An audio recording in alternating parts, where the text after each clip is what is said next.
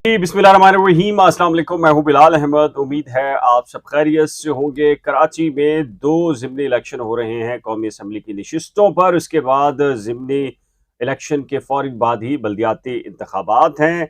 दूसरी तरफ एमक्यूएम का मामला है कि जी एमक्यूएम के अंदर कहा जा रहा है, खबरें हैं, अफवाहें हैं या मुसद्दिका इत्तलात है कि जी एमक्यूएम में मजीद फूट पड़ गई है और उसकी वजह करार पाई है कामरान टसूरी को बतौर गवर्नर तैनात करने पर।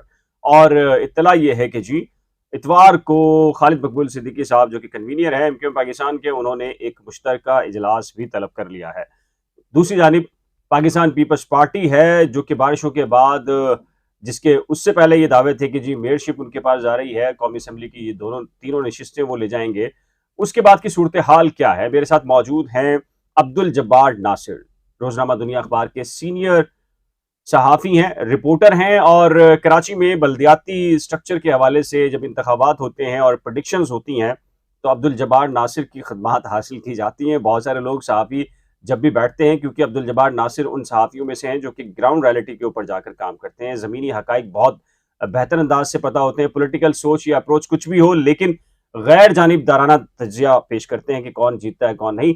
इससे पहले कराची के 2 ज़िमनी इलेक्शन हुए थे और अब्दुल जब्बार नासिर को हमने लिया था और उन्होंने जो प्रेडिक्शन दी थी उनके ऐन मुताबिक वही नताइज निकले थे। पाकिस्तान तहरीक इंसाफ के नाक़दीन में से शुमार है, लेकिन जहां इनको लगता है कि पाकिस्तान तहरीक इंसाफ जीत रही होगी, तो ये जब भी आएंगे किसी प्रोग्राम के अंदर तो तज़िया जो है वो गैर जानिबदारी से देते हैं। जब्बार साहब कैसे हैं आप? ठीक हैं? अल्हम्दुलिल्लाह, आप सुनाए बिलाल भाई, खैरियत से हैं? मैं ठीक ठाक हूँ। ये बताइए कि क्या लग रहा है, दो जो ज़िमनी इलेक्शन है कल, और फिर एमक्यूएम के अंदर भी और पीपल्स पार्टी की बात करते हैं, आपको क्या लग रहा है ओवरऑल सिचुएशन क्या है 2 हलकों की?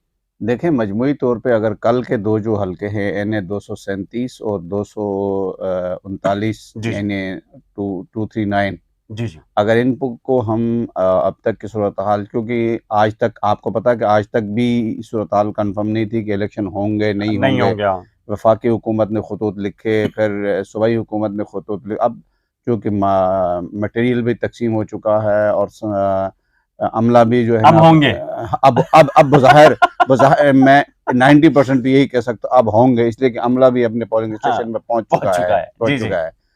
तो बस दुआ ये करें कि आफ़ियत से हो। आमीन, आमीन। दे जी, जी। तो देखिए, इसी वजह से आपको शहर में कहीं गहमा-गहमी इस हवाले से इन 2 नहीं ज़िमनी नज़र आई। इंतखाब के हवाले से कहीं नज़र नहीं आई।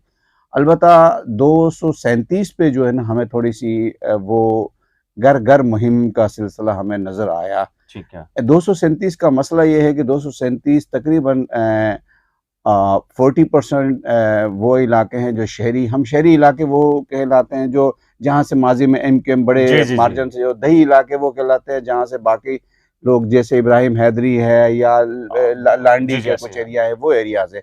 60% तकरीबन ये इलाका बनता है जो बलोच और दीगर्स की आबादी पर मुश्तमिल है। ठीक है। Non Urdu speaking non Urdu areas. ठीक स्पीकिंग है। आप कह आप सकते हैं। 60% कह रहे हैं कि तक, उर्दू तक, स्पीकिंग एरियाज़ और नहीं नहीं नहीं 40% तकरीबन नहीं वही नहीं है। नहीं 40% तकरीबन उर्दू स्पीकिंग और एरियाज है। 60% जो है जी, वो जी। ठीक है, Urdu non Urdu speaking speaking. Areas और दीगर का है, जी, बाकी ये ठीक है। बलोच और सिंधी ये अलग है।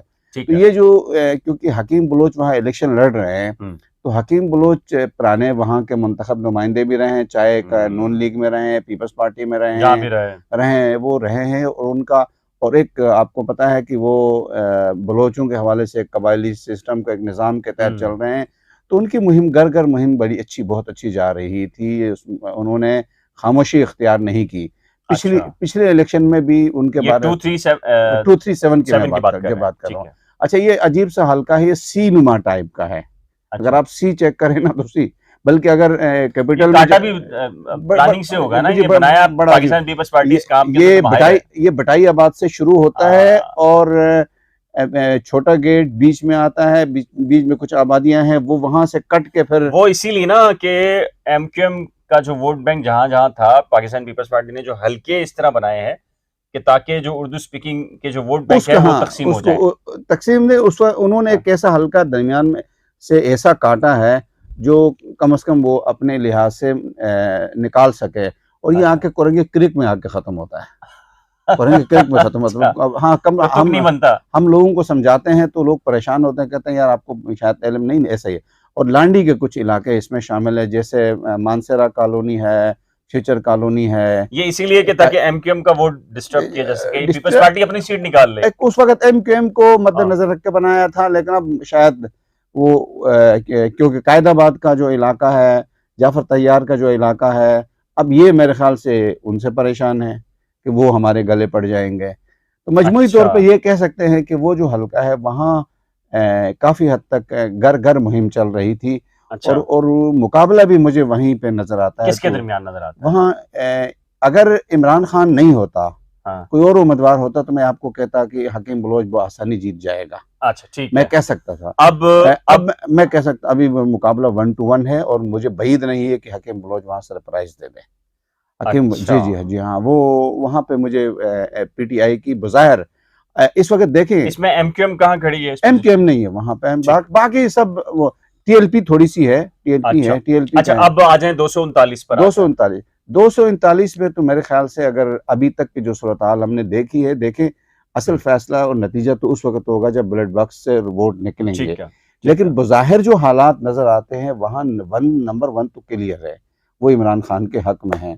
और नंबर 2 में आप कह सकते हैं, मैं अब ये कि टीएलपी और एमक्यूएम में मुकाबला है कि इनमें से नंबर 2 कौन रहता है, ये पोजीशन है वहाँ पर।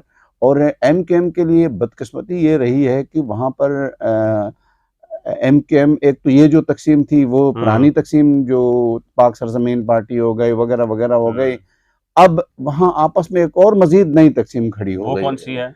With MQM. जी हाँ, एक बड़ा मरपूर जो एमक्यूएम के साथ खड़ा था वो ये नैयर जो है, उनके रजा उनके अगेंस्ट खड़ा है, वो पे है। कौन है वो? इनके अपने लोग हैं। वो जो बानी एमक्यूएम वाली तो नहीं, वो अलग है, वो तो बाइकॉट पे जा रहे हैं। अच्छा, वो तो बाइकॉट पे चले गए। ये जो आमिर खान ग्रुप साहब या दूसरी नहीं, इनके आपस में है कि नाराज ग्रुप हैं कि वो कामरान टसूरी के ऊपर।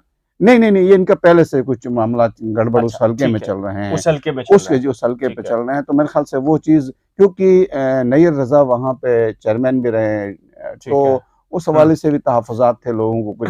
तो मेरे ख्याल से वो जो है ना एमक्यूएम को शायद वो डैमेज हो जाएगा, बहुत ज्यादा एमक्यूएम डैमेज। तो दोनों सीट्स के ऊपर आप एमक्यूएम को नहीं देख रहे हैं? एमक्यूएम का वहां तो उम्मीदवार ही नहीं है ना। अच्छा, ठीक है, उन्होंने खड़ा नहीं किया, एक ही सीट थी इनके पास ये। तो क्योंकि ये जो हुकूमत में शामिल हैं, इनका ये तय हुआ कि अगर कोई हमारी जीती हुई सीट में से कोई खाली हो जाए तो उसी जमात का उम्मीदवार खड़ा हो जाए, और अगर कोई रनर हमारा है, दूसरी पार्टियों ने खड़ा किया है, तो उसी को दिया जाए। ये वादे एमक्यूएम निभा रही है, पीपल्स पार्टी ने कौन सा वादा निभाया? उसने भी निभाया। बल्दियाती इंतखाबात में तो अभी तक ये बल्दियात में नहीं है, सिर्फ कौमी। नहीं, मतलब वादों की बात कर रहा हूँ।